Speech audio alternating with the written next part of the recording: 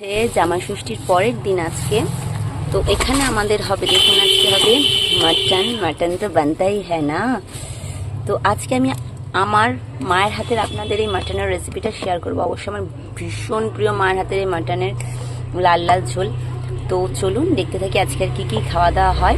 Next দিনের video আপনাদের সাথে শেয়ার করছি। আর এই দেখুন আপনাদের ছোট্ট কিউটি ভীষণ দুষ্টুমি করছে, মুখটা দেখেন। এখন আর কতগুলো দাঁত বেরিয়ে গেছে দেখি দাও। 17টা দাঁত হয়ে গেছে আমার পাপানের। ওই যে হাই বলে দিল আমার শোনা, আবার বলে দাও হাই। আজকে আমি আসলাম আপনাদের সাথে আমার মায়ের হাতে লাল লাল খাসির মাংসের ঝোল শেয়ার করতে। তোমার এখানে তেল দিয়ে তাতে গোটা গরম মশলা দিয়েছে, পেঁয়াজ আর আলু একসঙ্গে ভেজে নিয়েছে, আর টমেটো দিয়ে দিয়েছে। আপনারা যদি মনে করেন যে পেঁয়াজ আলাদা ভাজবেন তো ভেজে নিতে পারেন।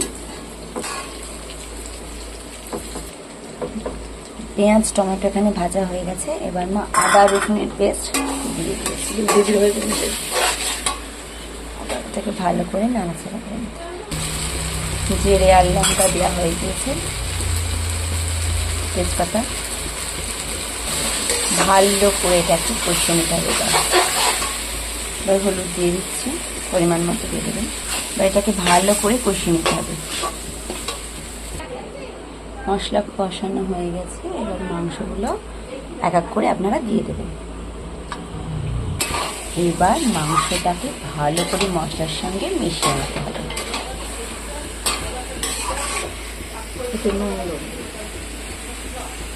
পরিমাণ মতো একটু নুন দিয়ে দেবেন।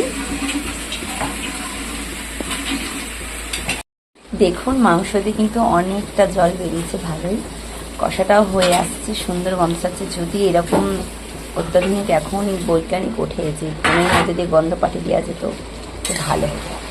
একটু ঢাকা দিয়ে দিতে হবে।